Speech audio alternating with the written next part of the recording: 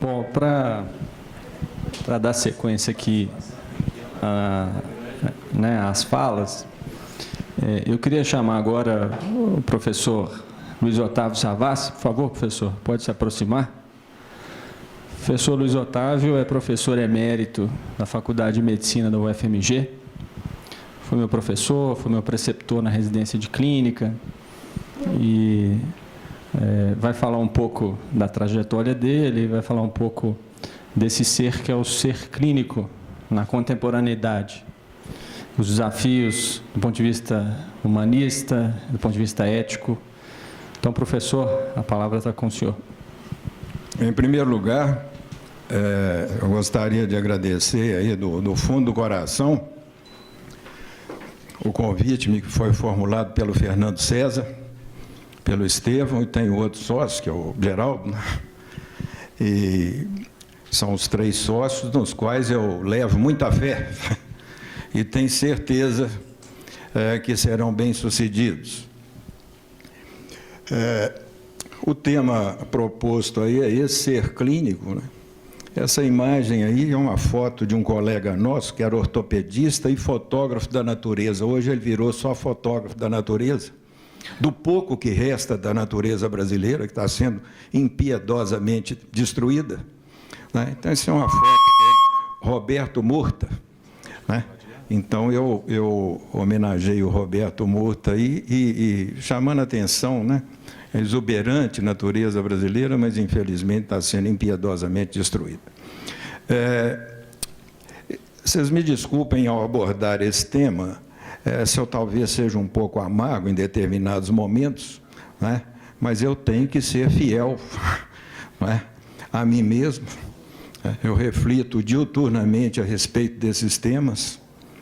Tem mais de 300 slides a respeito desse tema, mas não trouxe os 300 aqui, não.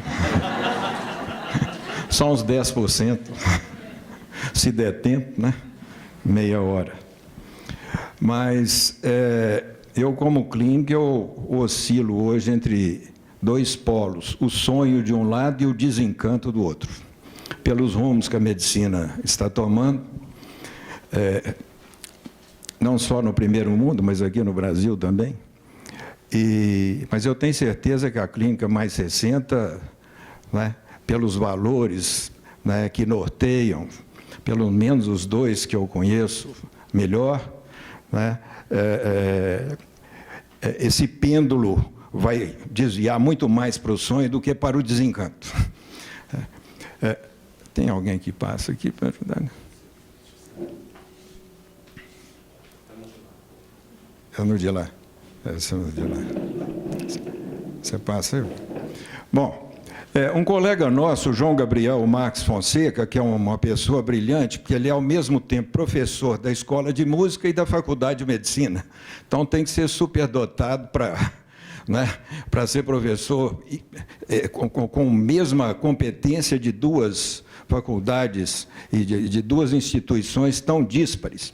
Então, ele sempre fala essa frase: a medicina é a arte de administrar a incerteza, o que já é, por si mesmo, complicadíssimo. E eu completei a frase e dei mais dramaticidade à frase: sem demonstrar insegurança. Então, administrar a incerteza sem demonstrar insegurança é praticamente impossível, né? Mas a gente vai, e eu há mais de 40 anos estou aí tentando administrar a incerteza sem demonstrar insegurança, fracassando frequentemente, mas sendo bem-sucedido outras vezes, né? Muita gente acha que essa frase é toda minha, mas não é não, só a segunda parte é que é minha. A primeira parte é do professor João Gabriel Marques Fonseca. O médico, ele tem que entender a natureza e intervir sobre a natureza. Isso é complicadíssimo. Por quê? Porque a natureza ela é sutil e caprichosa, né? A natureza não é do jeito que a gente imagina que ela deveria ser, ela é do jeito que ela é, né? E o ser humano, e o médico, ele tenta entender o que há de mais complexo na natureza, que é o ser humano, né? Então, é uma tarefa hercúlea, né, que pressupõe uma dedicação integral. Não tem jeito de ser médico pela metade. Recentemente, um jornalista escreveu na Folha de São Paulo que é preferível meio médico do que nenhum médico, referindo-se a essa questão dos mais médicos. Eu acho que não. Ou o indivíduo é médico por inteiro, ou é preferível não ter médico. Né? Isso é...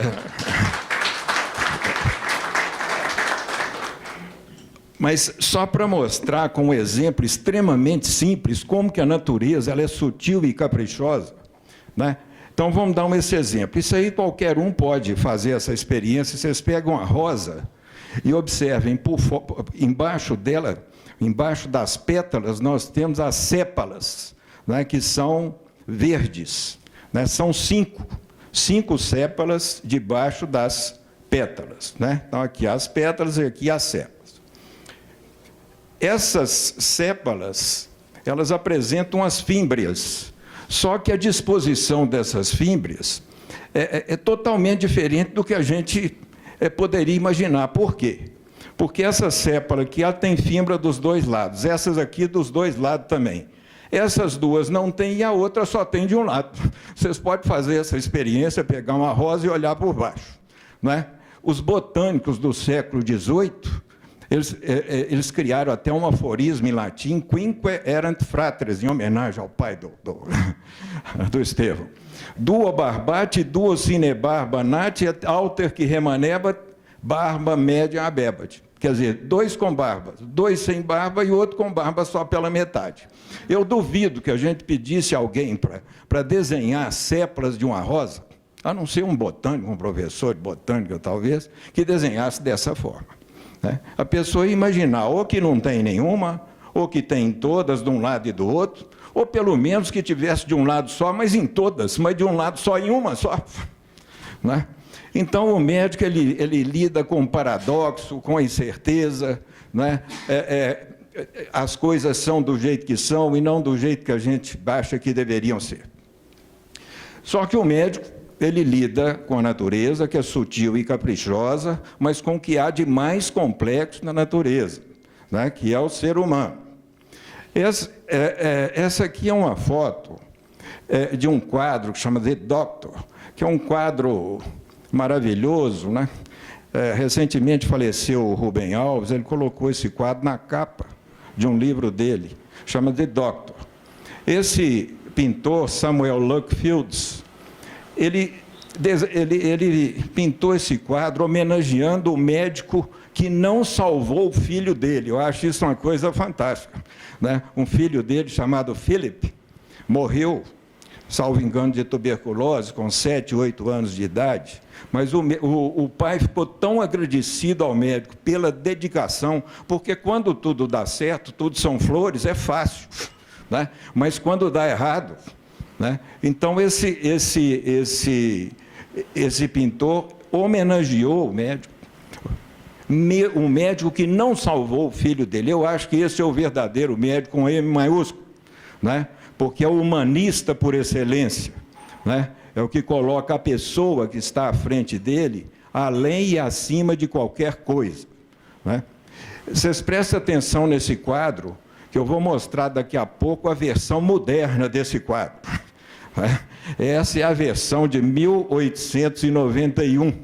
Né? A versão moderna é um pouco mais fria. Pode passar.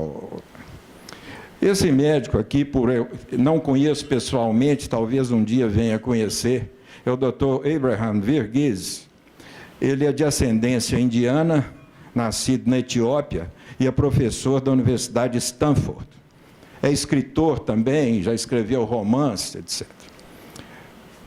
Então, esse professor aqui aparece examinando um paciente, coisa que pouco se faz hoje, né? Mas examinando um paciente aqui, o paciente não aparece.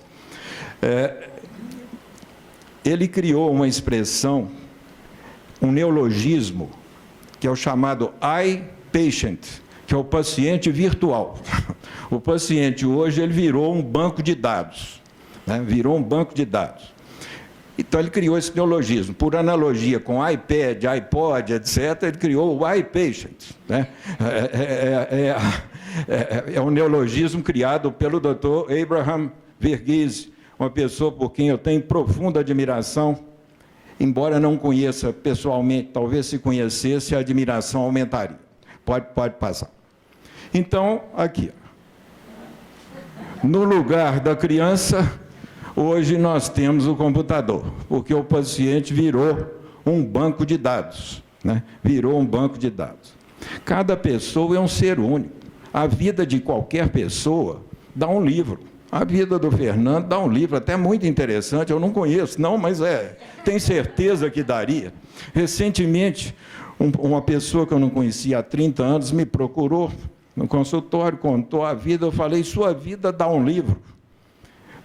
E não dá para contar aqui, mas é um livro que mais interessante e surpreendente do que qualquer ficção, né? Algo absolutamente inconcebível. Aí, quando eu disse isso, ele abriu a pasta e me entregou o livro. Ele tinha levado um livro para me dar de presente sobre a vida dele, chama até a criança, o menino que brincava com fogo. Né? Ele ia entregar o livro no final da consulta, mas como eu falei que a vida dava um livro, ele entregou no meio da consulta. Né? Mas, então, essa é a montagem aqui, atual, melancólica, né, dos rumos que a medicina, né, está tomando hoje, que faz com que o pêndulo, né, se movimente em direção ao desencanto e não em direção ao sonho, que é o que leva, né, ou pelo menos levava um jovem a ser médico, a estudar dia e noite, né, pensando em ajudar as pessoas e em diminuir um pouco o sofrimento delas. Pode passar. Esse outro professor, Eric Kessel, que é também uma figura extraordinária, aqui ele era mais novo, hoje está muito velho, né? Ele chama a atenção entre illness e disease. Né? Hoje a medicina está focada na disease. Né? Qual que é a diferença? A illness é o que o paciente sente quando ele vai ao médico. Não é só a doença, é a doença e o impacto da doença, o impacto psicológico, familiar, social, cultural, etc. Né? E a disease é o que ele leva para casa quando vai embora do consultório do médico. Né? Isso é um reducionismo da prática médica. Né? A prática médica tem que focalizar, sobretudo, na illness, sem perder de vista a disease. Mas não pode focalizar exclusivamente na disease, que é o que está acontecendo hoje. Né? Ele tem até um livro que se chama Diagnosticando o Sofrimento. O principal compromisso do médico é com o sofrimento, não é com a doença. É claro que ele tem que preocupar em diagnosticar a doença, em tratar adequadamente, mas o compromisso é, sobretudo, com o sofrimento. Mesmo porque as mesmas doenças causam um impacto completamente diferente em pessoas diferentes. Né? O grau de sofrimento é infinitamente maior numa pessoa do que na outra, acometidas aparentemente pelo mesmo problema. Pode passar. A psiquiatria não foge à regra.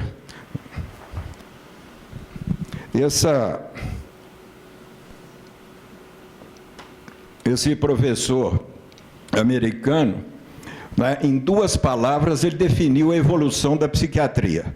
Brainlessness, quer dizer, é a psiquiatria antes da neurociência. Né? Isso há 200 anos atrás, não se sabia praticamente nada de neurociência, então era a psiquiatria, vamos dizer assim, sem o cérebro, vamos dizer assim, sem o cérebro, entre aspas. E hoje é a psiquiatria sem a pessoa, mindlessness. Mindlessness. Isso se reflete, por exemplo, no DSM-1 e no DSM-5. É o Manual de Diagnóstico de Diagnóstico e Estatística em Psiquiatria, que foi lançado em 1952 com 106 diagnósticos. Havia 106 diagnósticos. No último, lançado em 2013, há mais de 300 diagnósticos. É a chamada medicalização da sociedade, que já era prevista de uma forma apocalíptica pelo Ivan Illich. Né? Hoje, eu desafio alguém a ficar fora de um diagnóstico do DSM-5. aqui nessa sala, duvido que alguém escape de algum diagnóstico, né? Duvido. Não sei se tem psiquiatra aqui, né? Mas, na minha idade, a gente pode falar as verdades, independentemente de quem que está. Mas, então, é brainlessness, mindlessness. Pode passar. Para mostrar de uma forma contundente o que está virando a medicina hoje, né? Isso aqui é uma fala de uma residente do Hospital das Clínicas.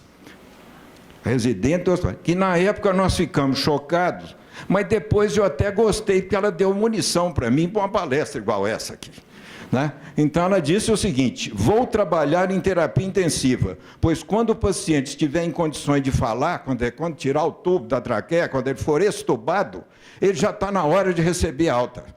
E eu não estou disposta a ficar ouvindo lamúria de paciente. Isso é o pêndulo, todo ele para o lado do desencanto, né?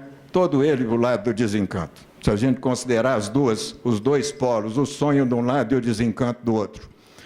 Isso aqui não é uma pessoa humana, isso é um boneco estragado, né? Infelizmente, o paciente está virando um boneco estragado. Pode passar, próximo. Esse é um caso fantástico, né? Essa doutora morreu nova, né? 1953, e seu túmulo dela, 1998, 45 anos, né?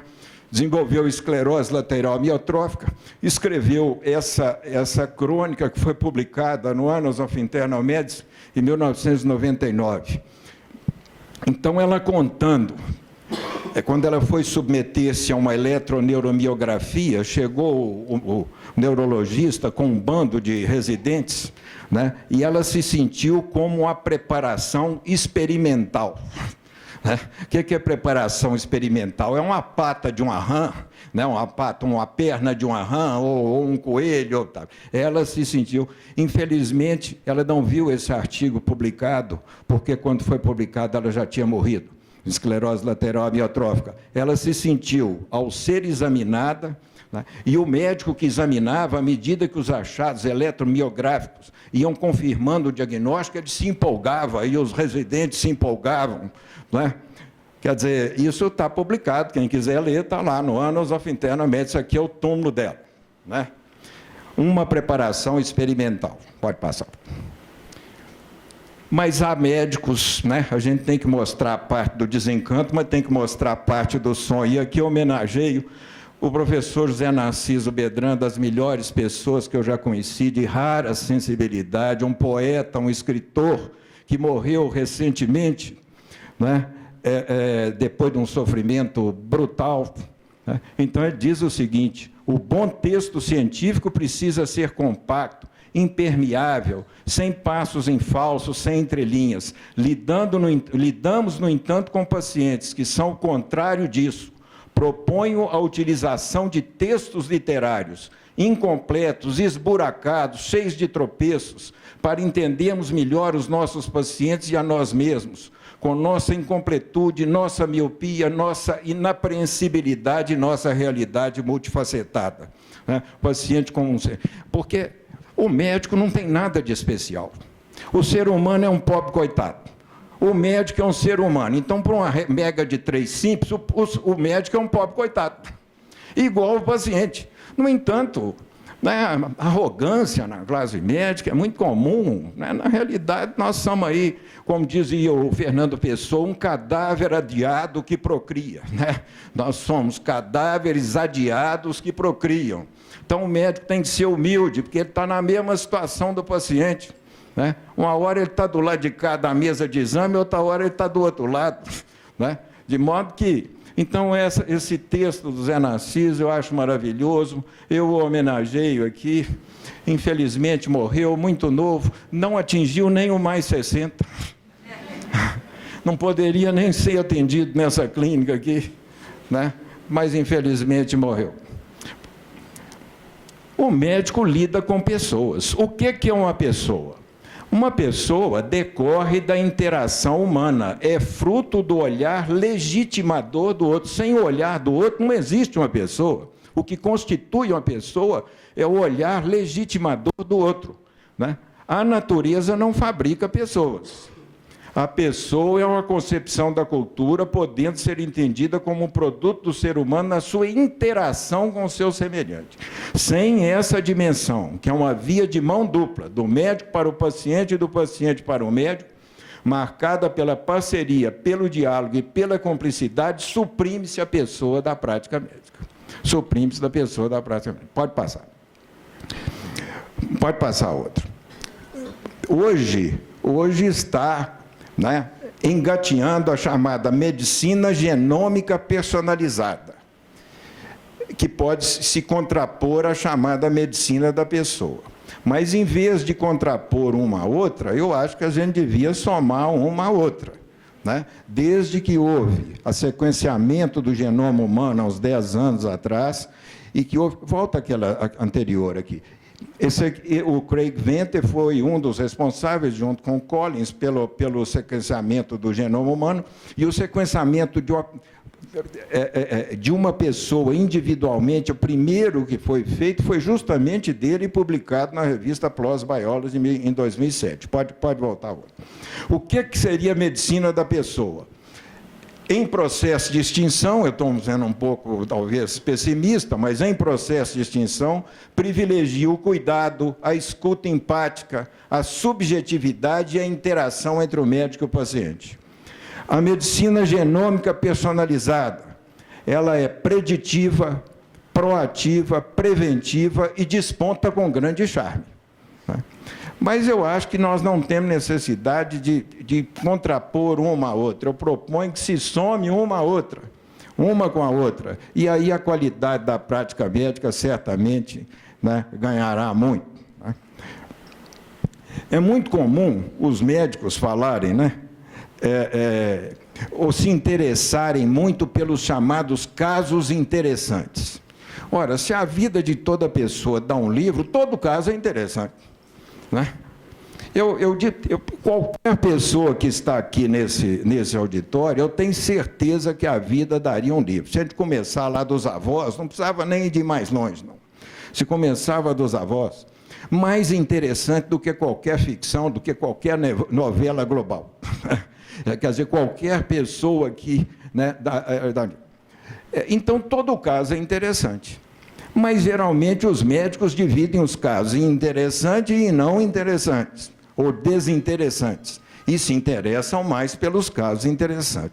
Então, essa professora aqui, lá da Universidade da Califórnia, Faith Fitzgerald, né, ela um dia chegou no hospital lá em, não sei se Los Angeles ou São Francisco, na universidade, e pediu aos residentes que mostrassem a ela o caso menos interessante.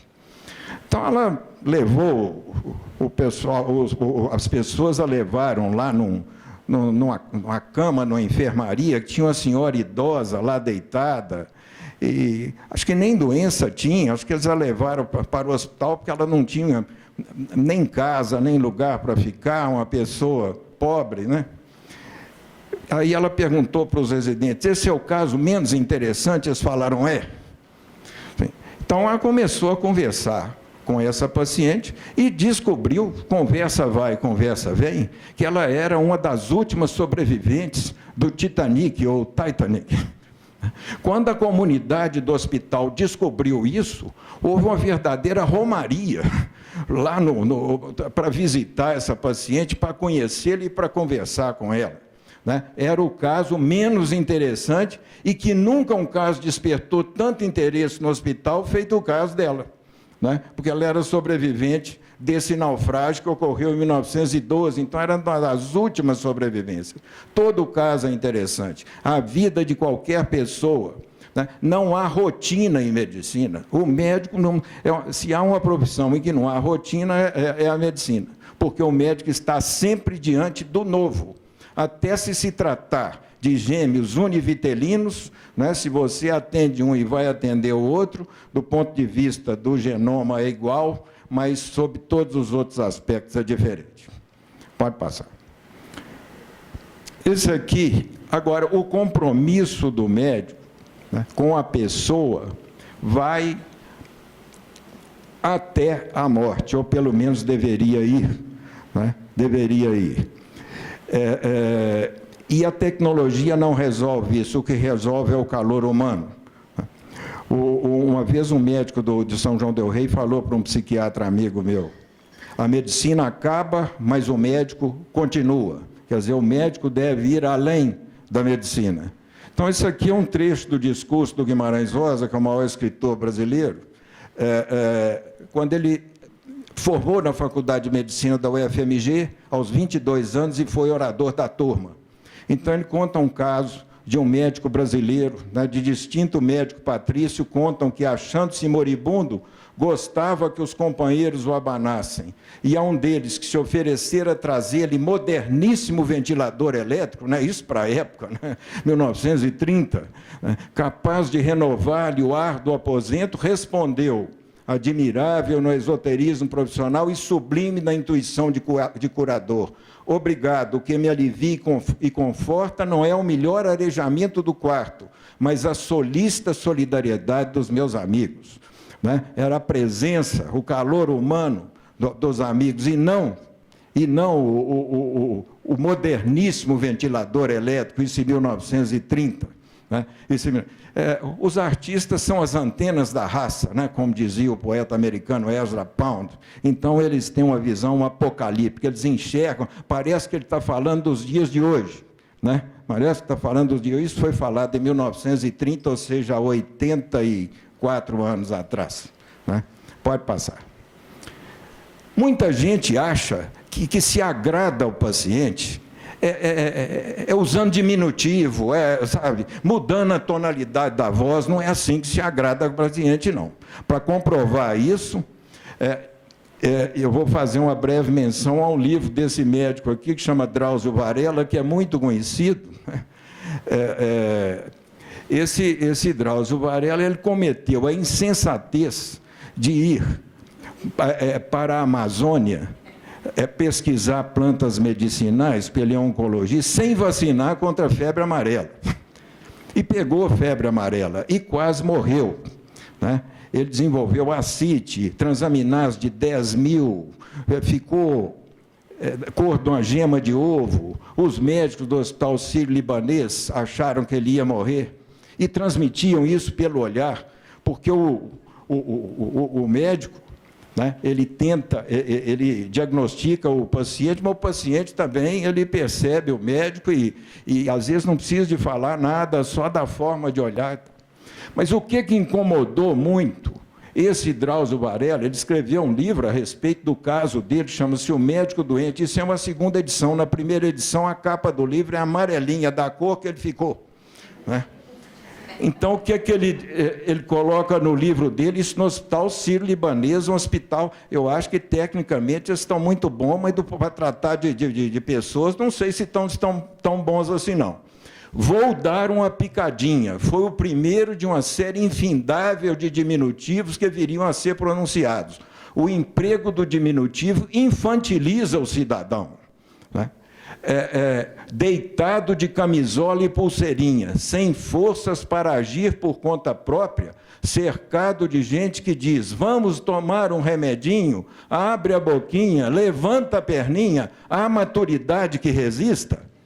Se eu tiver, espero que não, viu? Mas se eu tiver internado no hospital e vier com essa conversa, pelo menos um tiro no pé do pessoal eu dou. Não é assim que se conversa com pessoas. Você conversa com a pessoa olhando nos olhos da pessoa, chamando de Fernando César, chamando de Estevão, chamando de Geraldo, né? Tentando se interessar pelo passado, pela história dessa pessoa. Né?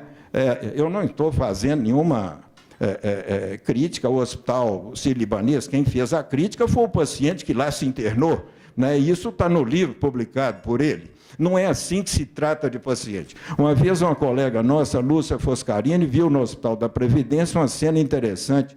Chegou uma doutora e falou com a velha que estava com asma: ô vozinha, tem uma pulsão de gatinho miando no seu peito. Né? A paciente olhou fixamente para a médica e falou: minha filha, nós não estamos um pouco grandinhas para conversar desse jeito? Né? Então, não é assim que se trata de... Isso é o outro lado, né? Em vez de considerar... De um lado, você considera o paciente um boneco estragado, né? É um banco de dados num computador. E, de outro lado, tenta agradar desse jeito. Não é assim que se agrada a paciente. Vocês me desculpem a ênfase, né? Mas o álibi que eu tenho é a minha idade, né? E o tempo que eu tenho de exercício da medicina. Ética.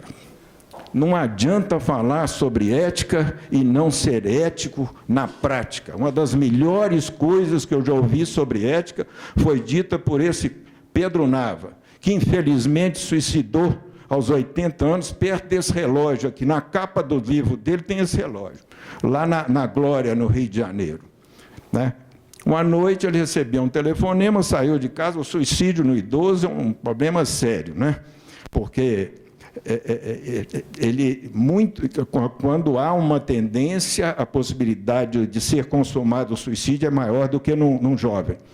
Então, ele deu um tiro na cabeça perto desse relógio lá. Então, ele tem uma...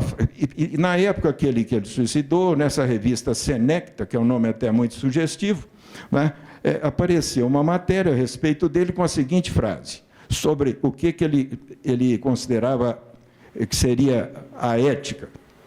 Como médico formado na Faculdade de Medicina, 3 anos antes do Guimarães Rosa, ele se formou em 1927.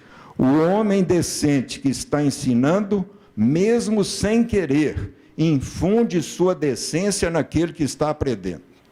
Falou e disse, né? Não adianta você dar aulas sobre ética, sobre comportamentos antiéticos e, no entanto, ter um comportamento, na prática, absolutamente antiético. Pode passar. Pode passar. Eu vou passar direto aqui, porque já está... Pode. Passa. Bom, a medicina hoje ela está muito em cima de diretrizes e guidelines, né? E protocolos, né? Segundo o professor Max Greenberg, da USP, que é uma figura extraordinária, né? Publicou um artigo nos Arquivos Brasileiros de Cardiologia abordando esse tema, né? A medicina praticada em cima de diretrizes, guidelines e protocolos seria uma espécie de terceirização da prática médica, né?